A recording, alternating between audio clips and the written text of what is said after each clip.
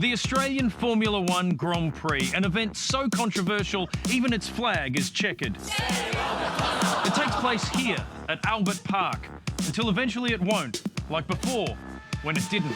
Starting in Adelaide in 1985, it was poached by Melbourne in 95, and even Sydney tried to get a piece. Competition over the Grand Prix extends to politics, with the New South Wales Premier declaring his intent to poach the race for Sydney. I'm sorry, Mike, but the Australian Formula One Grand Prix is here to stay.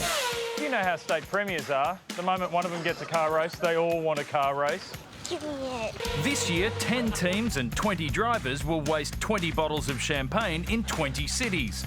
And a Grand Prix really puts host cities on the map. Like Baku, Spielberg, Sepang, and Spa-Francorchamps. This is a bad map. We are always told that the Grand Prix is a boon for the host city, and when we see the crowds pour in, that's not much of a stretch. Think of the economic benefits to Victorians. Actually, the Grand Prix costs Victorian taxpayers over $60 million a year. That's $20 million a year more than we spend on libraries. Yeah, but we make it back on tourism. Not even close. We could pay the airfares for all the visitors who come here. It still only cost half as much. Even Bernie Ecclestone said the dominance of Mercedes had made races boring. But the roar of the engines!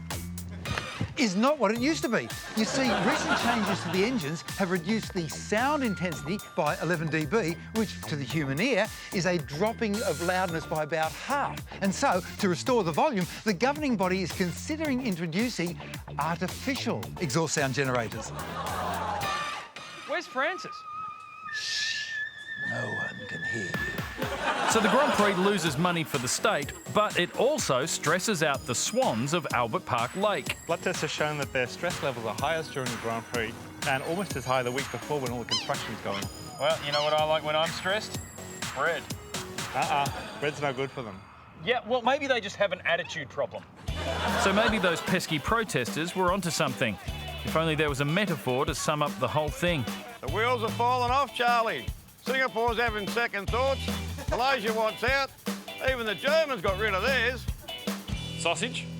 Oh, thanks, mate. I've been here since 1995.